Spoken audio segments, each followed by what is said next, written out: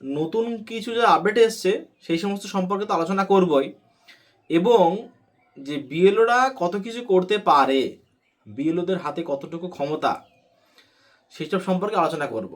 যে ইচ্ছা করেই যে একটা কোনো বিএলওকে কোনো মানুষকে আনকালেক্টেড করবে, হ্যাঁ, বা কাউকে লিঙ্ক করিয়ে দেবে, যেটা আপনারা ভাবছেন এটা কিন্তু পুরোপুরি সম্পূর্ণ ভুল কথা। আমি এক এক করে সব কিছু বলে দেব।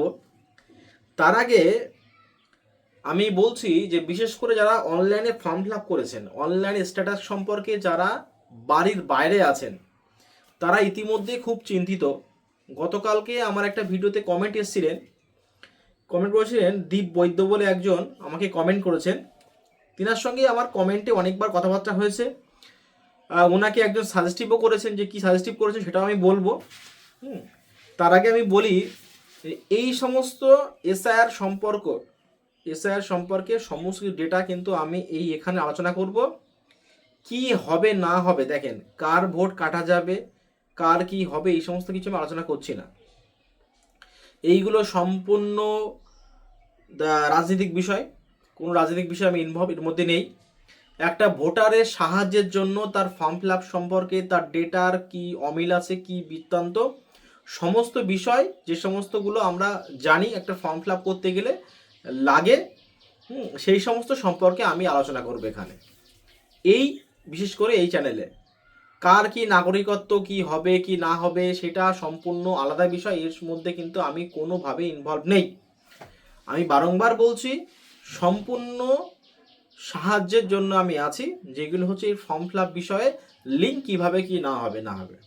আচ্ছা, একটা কথা বলছি, সকালে একজন আমার স্টুডেন্ট আমাকে ফোন করেছিল, প্রাক্তন স্টুডেন্ট আমাকে ফোন করেছিল, কি বলছে যে মায়ের 2002 সালে নাম নেই, এপিক নাম্বারও নেই। মায়ের 2002 সালে নাম নেই, এপিক নাম্বারও নেই। বলছে যখন ফ্ল্যাপ করা হচ্ছে নো রেকর্ড ফাউন্ড। হ্যাঁ, নো রেকর্ড ফাউন্ড সম্পর্কে আমি আজকে আলোচনা করছি। আমি নো রেকর্ড ফাউন্ডে পুরোপুরি সলিউশন বেরিয়ে গেছে। হ্যাঁ, নো রেকর্ড ফাউন্ড সম্পর্কে আলোচনা করছি এবং অনলাইন যে ফ্ল্যাপ সেই নিয়েও আলোচনা করছি। আপনারা অবশ্যই স্কিপ না করে ভিডিওটি পুরোপুরি দেখবেন। এখন বিষয় হচ্ছে, দেখেন নো রেকর্ড ফাউন্ডের সঙ্গে কিন্তু ফর্ম ফিলআপের ভুলের কোন জায়গাটা ভুল করলে সেটা হচ্ছে নো রেকর্ড ফাউন্ড দেখাবে। নো রেকর্ড ফাউন্ডের যে মেন যে ভুলের জায়গা যেটা আছে, একটা ফর্মের আপনারা দেখবেন যে প্রত্যেকটা ফর্মে যেখানে লিঙ্ক করানো হচ্ছে নিচের পার্টে কি লেখা হচ্ছে, বিধানসভা ক্ষেত্রের নাম্বার, অংশ নাম্বার, ক্রমিক সংখ্যা। এই তিনটের মধ্যে যদি কেউ ভুল করে থাকেন এবং তার উপরে ডিস্ট্রিক্ট আছে, হ্যাঁ, তারপরে হচ্ছে ডিস্ট্রিক্ট আছে আর স্টেট আছে, এই সমস্তগুলো সিলেক্টের মধ্যে যদি কেউ ভুল করে থাকেন, যদি লেখার মধ্যে কোনো ভুল হয়ে থাকে, অবশ্যই নো রেকর্ড ফাউন্ড আসবে। এইবারে ব্যাপারটা হচ্ছে ভুল নেই, পুরোপুরি নিশ্চিত। 2002 সালের লিস্ট দেখে আমি একাধিকবার মিলিয়ে দেখেছি, যে একাধিকবার মেলানোর পরেও দেখি তাও নো রেকর্ড ফাউন্ড আসছে। এই নো রেকর্ড ফাউন্ডের মেন কারণটা হচ্ছে যে ডেটাগুলো আপনি ওখানে ইনপুট করেছেন 2002 সালের, সেই ডেটার বিশেষ করে ক্রমিক সংখ্যা, বিধানসভা ক্ষেত্রের নাম্বার বা অংশ নাম্বারে কোথাও একটা মিস্টেক হয়ে গেছে। এই সমস্ত ডেটাগুলো কম্পিউটারে ঢোকা হয়েছে, কম্পিউটার ঢোকার সময় কোনো না কোনো প্রকারে সমস্যা হয়ে গেছে, ওইখানে নো রেকর্ড ফাউন্ড আছে। এইবার নো রেকর্ড ফাউন্ডের কিন্তু অনেকে সলিউশন পায়নি।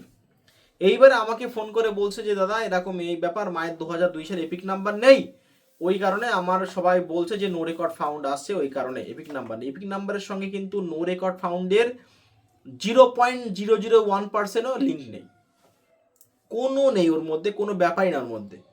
ওইটা সম্পূর্ণ 100% আলাদা, আর লিঙ্ক করানোর সঙ্গে নো রেকর্ড ফাউন্ডের সম্পূর্ণ পুরোটা জিনিসটা আলাদা। লিঙ্ক মানে হচ্ছে দুটো অপশান আমি বলেছি আগে, নো রেকর্ড ফাউন্ড হচ্ছে আলাদা জিনিস। নো রেকর্ড ফাউন্ডে যদি আপনি ফর্ম ফিল আপে ভুল শুধু একটা জায়গায়, যেটা আমি বললাম বিধানসভা ক্ষেত্রের নাম, এই জায়গাটা ভুল করলে নো রেকর্ড ফাউন্ড আসতে পারে। এর সলিউশন আসছে, কালকে স্যারকে আমি ফোন করেছিলাম যে স্যার এরকম এই ব্যাপার, কিছু কিছু ফর্ম এরকম এই ব্যাপার এই আসছে, ওগুলোকে আমরা কি করতে পারি? সলিউশন তো পাইনি, কিছু সলিউশন এই পেয়েছি আর কিছু সলিউশন পাইনি।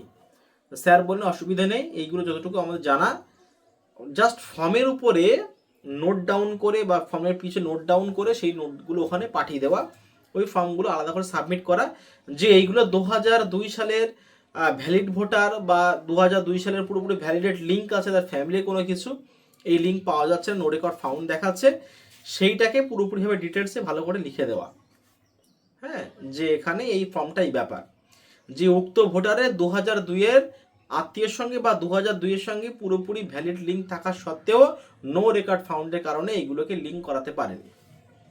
জাস্ট এই টাইপের কথা, এটাকে অনেকে ভালো ভাষায় গুছিয়ে লিখতে পারে, তাতে সেটা তার ব্যক্তিগত ব্যাপার, যে যতটা ভালো করে গুছিয়ে লিখবে সেটা তত ভালো হবে। সে ফর্মের পিছনে হোক বা ফর্মের সামনে হোক, সেখানে যদি আপনি বিএলএ মানে আরও রাজনৈতিক দল দিয়ে ওটাকে সই করাতে পারেন, তাহলে ওটাকে আরও ভালো গ্রান্টেড হয়, মানে ওটা হচ্ছে বিএলএর উপর কোনো দায়িত্ব থাকবে না।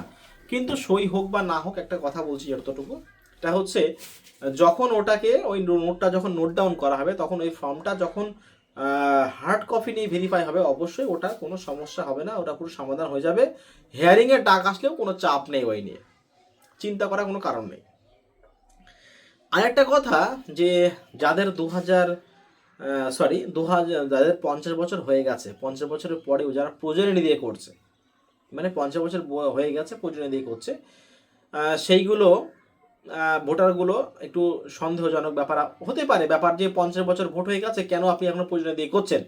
আপনার তো আলাদা আগে তো ভোট হয়ে যাওয়ার কথা, কি কারণ কজেসটা দেখানো প্রয়োজন মনে হয়, যতটুকু মনে হচ্ছে এখন পর্যন্ত পুরোপুরি 100% শিওর না, কিন্তু এরকম হতে পারে।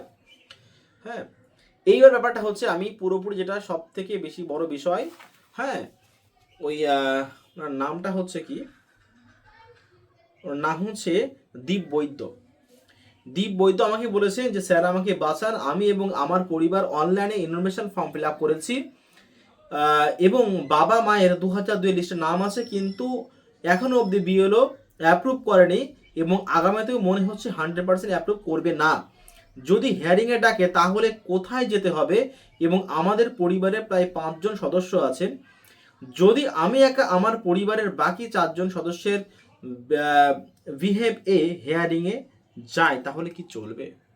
মানে ওটা হচ্ছে ওনার 5 জনের আলাদা থেকে। প্রথম কথা দেখেন, আপনার 2002-এর লিঙ্ক আছে, আপনি অনলাইনে ফর্ম ফিল আপ করেছেন, আপনার সঙ্গে বিএলওকে 100% কন্ট্যাক্ট করতেই হবে।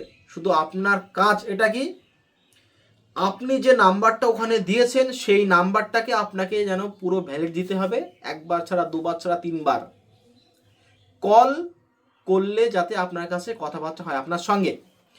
কথাবার্তা বলার পর বিএলও আপনার ফর্মটাকে সাবমিট করতে হবে 100%। আপনাকে সাবমিট করার দুটো জায়গা আছে। যদি বিএলও মনে করে থাকেন যে 2002 সালের সঙ্গে এই ভোটারের লিঙ্কেজ প্রপার নেই, তাহলে সে ভোটার 3 নাম্বার অপশান, মানে ওই অপশান দিয়ে করতে পারেন। যদি বিএলও মনে করে থাকেন যে 2002-এ তার ভ্যালিড লিঙ্ক আছে, তাহলে ওয়াজ দিয়ে, মানে যদি সে সেলফ প্রয়োজনী হয়ে থাকে তাহলে 1st নাম্বার অপশান, যদি বাবা মা দিয়ে করায় তাহলে 2nd নাম্বার অপশান তাকে লিঙ্ক করাতে হবেই। এইবারে যদি কোনো বিএলও আনকালেক্টেড করে, ভালো করে বুঝবেন, আনকালেক্টেড মানে কিন্তু অলরেডি আপনার কাছে রিসিভ কপি চলে গেছে। রিসিভ কপি যখন আপনি সাবমিট করবেন তখন বিএলওর খবর আছে। হ্যাঁ, যেটা আপনারা চিন্তা করছেন, আপনাদের থেকে আরও অনেক বেশি চিন্তা হচ্ছে বিএলওদের, কারণ পুরো কাজটা প্রপারভাবে বুঝিয়ে দেওয়া, নির্ভুলভাবে, কোনো রাজনৈতিক দল থেকে না, কোনো নিজের লোক পরের লোক দেখে না, কার সঙ্গে কার ঝামেলা এইসব দেখার। বিএলও যদি এই সমস্ত দেখে তাহলে বিএলওর সমস্যা আছে। এখন প্রত্যেকটা বিএলওকে প্রত্যেক মানুষের ইকুয়ালি চোখে দেখে তার কাজ করতে হবে, মানে করতে হবেই। যদি কোনো জায়গায় নোটিশ দিয়ে থাকে যে অমুক বিএলও এইভাবে কাজ করছে, নির্বাচন কমিশনের যে কতটা ক্ষমতা হয়তো সেই বিএলওর জানা নেই। কারণ নোটিশ জিনিসটা যদি যেয়ে থাকে তাহলে কিন্তু ওই শোকজ যখন খাবে কোনো বিএলও, তখন তার ব্যাপার আছে এখানে। আমি বারংবার বলছি, এই বিএলও যে কাজটা অতটা সোজা জিনিসটা না। এই কাজটা ইচ্ছা খুশি মতো কোনো একটা বিএলও লিঙ্ক করালো, কোনো একটা বিএলও লিঙ্ক করালো না, এটা কোনোদিনই পারবে না। এটা করলে মানে সমস্যা আছে। ইচ্ছা খুশি মতো কোনো নয়, বিএলওর কাজ হবে পেপারস দেখে। নিজের লোক, পরের লোক, নিজের রাজনীতি দলের লোক কি হোক, সে সব পরের কথা। পেপারস দেখে কাজ করতে হবে। এটাই হচ্ছে মেনলি নির্বাচন কমিশনের অর্ডার, আর শুধু না, কড়া অর্ডার। মন থেকে কোনোভাবেই যেন মনে করবেন না আপনারা যে আমি অনলাইনে ফর্ম ফিল আপ করেছি, বিএলও সে ফর্মটাকে সাবমিট করছে না বাকি। আপনি যখন অনলাইনে ফর্ম ফিল আপ করেছেন তখন ওখানে অপশান চলে গেছে। কোনো বিএলও না বুঝলে সেটা তার ব্যক্তিগত ব্যাপার, কিন্তু আপনার কাছে আমি বারংবার বলেছি, যদি আপনি অফলাইনে এবং অনলাইনে করেন তাহলে অফলাইনেটা সিল সমেত মারা মানে আপনি চুপচাপ বসে ঘুমিয়ে থাকেন। অনলাইনে করেন, আপনার রিসিপ্ট কপিতে সিল সমেত মারা মানে ঘুমিয়ে থাকেন। এইবারে আপনার যদি কোনো উপায় না থাকে বিএলওর সঙ্গে বা বিএলওর কাছে গিয়ে সিল স্টাম্প বা সিগনেচার না করা, সেই সময় কিন্তু আপনার কাছে রিসিপ্ট কপি কিন্তু আছে অলরেডি। রিসিপ্ট কপি ছাড়া এমন কিন্তু কোনো পাবলিক নেই, যতটুকু যা মনে হচ্ছে। রিসিপ্ট কপি লাগবে। রিসিপ্ট কপি যখন আপনি শো করবেন, যখন আপনার ওই হিয়ারিংয়ে হবে, তখন বিএলওকে কিন্তু কোশ্চেন করা হবে। এই রিসিপ্ট কপি আপনি ওনার সঙ্গে কন্ট্যাক্ট করেছেন, আপনি প্রমাণ দেখান আপনি কন্ট্যাক্ট করেছেন কিনা। এইবারে ব্যাপারটা হচ্ছে যে কন্ট্যাক্ট যদি না করে থাকে, যদি আনকালেক্টেড করে দেয়, আনকালেক্টেড তো করতে পারবেনই না, তার কারণটা হচ্ছে আনকালেক্টেড করা কোনো প্রশ্নই ওঠে না। কোনো মানুষ যখন সেই বুথে ফর্ম ফিল আপ করবে, যে কোনো মাধ্যম, অনলাইন হোক বা অফলাইন হোক, তখন সেই মানুষটা প্রেজেন্ট, তার 100% প্রমাণ সেই মানুষটা প্রেজেন্ট আছে ওখানে। এই প্রেজেন্ট যখন থাকবে তখন তাকে আনকালেক্টেড করার কোনো অধিকার নেই, পুরোপুরি সমস্যা হবে। এই হচ্ছে ব্যাপার। কেউ কিন্তু ওখানে বাঁচাতে পারবে না, কোনো রাজনৈতিক দল থেকে হোক বা কেউ না কেন, কেউ বাঁচাতে পারবে না ওখানে। আমি বারংবার বলছি, আনকালেক্টেড মানে কি, সমস্ত মানুষকে সম্মতি নিয়ে, যেইগুলো ওখানে আপনার ডেড ভোটার থেকে শুরু করে, শিফটেড ভোটার থেকে শুরু করে, আনট্রেসেবল থেকে শুরু করে, অ্যাবসেন্ট শুরু করে, এই সমস্ত ভোটারগুলোকে আলাদা বার করে সিগনেচার করাতে হবে, বিএলএ থেকে শুরু করে, পাড়ার সদস্য কয়েকজনকে দিয়ে শুরু করে। তা এই হচ্ছে ভোটারদের হাতে কতটা ক্ষমতা আছে, এটা আমি বললাম। যে ভোটার মানেই যে একটা বিএলও সব কিছু করবে, এটা পুরো ভুল কথা। আপনার ইচ্ছা করলে একটা বিএলও যে আপনাকে লিঙ্ক করাবে না, ইচ্ছা করলে লিঙ্ক করিয়ে দেবে, পরে ব্যাপার আছে এখানে। তা আজকে ভিডিও এই পর্যন্তই। ভোটারদের জন্য সমস্ত রকম ডেটা নিয়ে আমি এখানে আসবো ভিডিওতে। আপনারা অবশ্যই চ্যানেলটিকে সাবস্ক্রাইব করে পাশে থাকা বেল আইকনটি ক্লিক করে আমার সাথে জুড়ে থাকুন। ধন্যবাদ।